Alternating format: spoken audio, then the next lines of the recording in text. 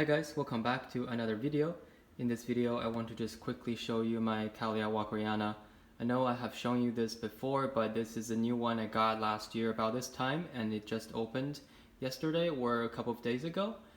And yeah, I just wanted to, quickly show you again and also talk through some of the cultural things because, as you grow some plants and you learn some new things as you go, and just wanted to share that with you. But first of all, if you don't already know, Cattleya walkeriana is this species native to Brazil.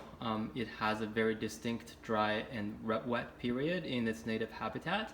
And together with Cattleya nobilior and one of the Cattleya nobilior subspecies or varieties called Amalia, they constitute this group of Cattleyas that, unlike most Cattleya that bloom from the top of a pseudobulb, it blooms from like the base of the rhizome, or like basically there's a lot of ways to say it, but basically it means that usually, at least in its native habitat, when it blooms, it's not on top of the pseudobulb. That entire growth is a spike. There's no leaf on it.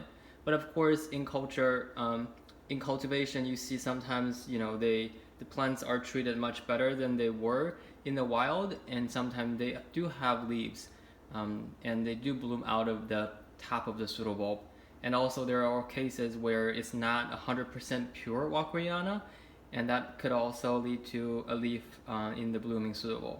But in any case, mine actually bloomed just as a spike with no leaves. That was kind of interesting because my previous walkeriana also bloomed, I guess, out of a spike. But this could also mean that I didn't really give it as much TLC during the formation time when the buds were being formed.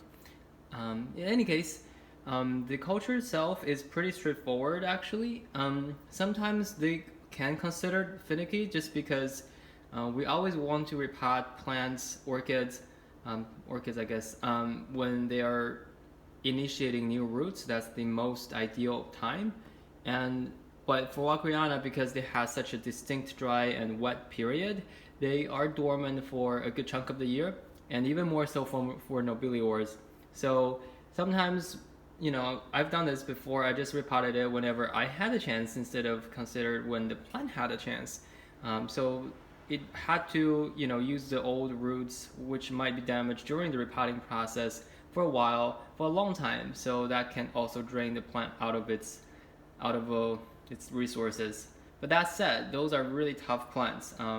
Walkeriana nobilior, they have big fat pseudobulbs that stores a lot of nutrients, and they're usually fine.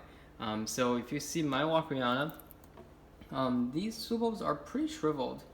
And this one in the back that's a little bit rounder, that's a nobilior, also with a new spike. I don't know if that new one is going to become a pseudobulb or a flower spike, but we'll see. I'm really hoping it's a flower spike because I have not bloomed a nobilior myself before, or even seen one in bloom actually. But in any case, back to the walkeriana. So other than that, it's pretty straightforward. One thing, because it has a dry wet cycle, sometimes in cultivation we want to mimic nature so that there's a distinct dry period during the winter.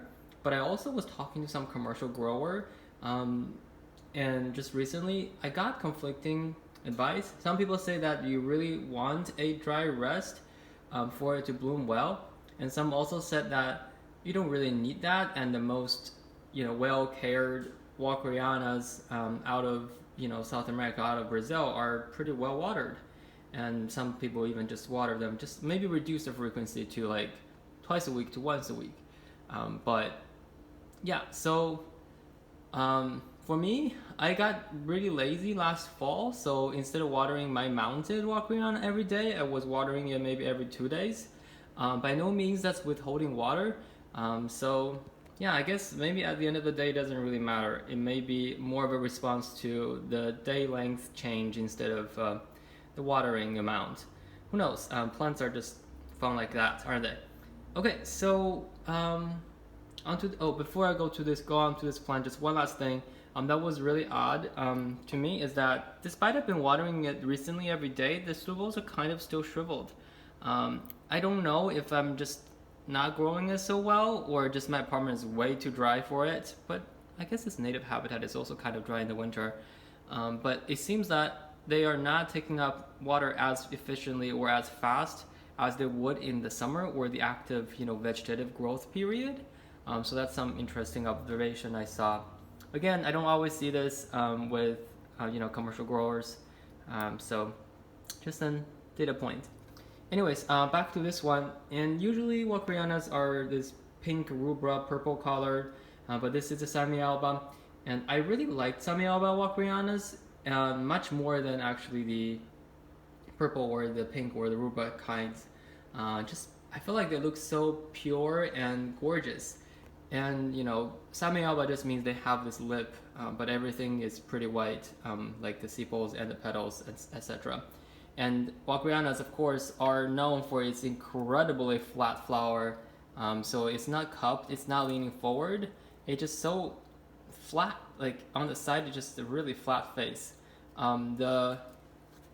This sepal, like the top one, actually was curved really backward, like that when it first opened, but then it seems to have gone more upright since over the last day. So that was interesting. And the other thing was this flower, usually for Cattleyas, they start to smell really great after a couple of days, but this one has only started to smell really good after only one day, and I love that about it. And this is the first bloom actually on this plant, and it's a cross. I don't remember the parents. I guess lost the tag somewhere. But yeah, I love it. And people always say first blooms not always look nice, and they can get better and better as the plant get bigger. But I already like mine, and that's the one at the bottom. They're just so perfect. It's like, sometimes I think I have too many orchids to water because there are many of them mounted, so I have to keep up with the watering. But whenever they bloom, it makes me feel like it's all worth it. Last thing is, I guess, that I grow mine mounted. Many people say they don't really like to be potted. Of course, I've seen success in pots, like with coarse potting media as well. But many people just either mount it on a cork bark or just mount it inside the clay pot. But I guess the idea is that they really don't want to be drowned in water. They like their roots to dry out a little bit. And yeah, let me think if there's anything else. Oh, right, 2 more things, and I promise this is actually the last 2 more things. First of all is that this spike is really long. And this particular plant, like the internode between the distance between pseudobulbs are really long, and I feel like this one will not hold up in the wind in the wild. So that's, I guess, kind of interesting artifact coming out of human breeding. And the other thing was, shoot, I forgot. Let me think. Nope, not coming back to me. All right. Oh, I remember now. So yeah, a lot of times people say, like walkerianas and nobeliores, they like a lot of light. But in my experience, they don't need that much light. Like they're not like my rhyncholallias that are just like baking in the more half a day of fullish sun in North Jersey / New York City area. But these got sunburned actually more easily than I thought. And I guess sunburn has maybe 2 kinds. One is just being bleached, like photo bleached. The intensity of light is so strong. And the other type is that it really heats up the media it's in, and then that the heat damages the organ, not the light itself. So for example, on this leaf, this was really close to the mount, and the mount got really hot in the sun, so that's probably heat damage. Maybe that's up too, or maybe this could be sun bleached. I don't know. But my point is that they don't really need that strong of a light. Of course, they still like lights that are on the higher end of the spectrum within Cattleyas, but don't put them in full sun unless it's acclimated to it, and they will just do just fine for you. And yeah, with that, I will leave you with this gorgeous shot of these 2 flowers, first bloom on this plant. Very happy with it, and thank you guys so much for watching. I'll see you next time.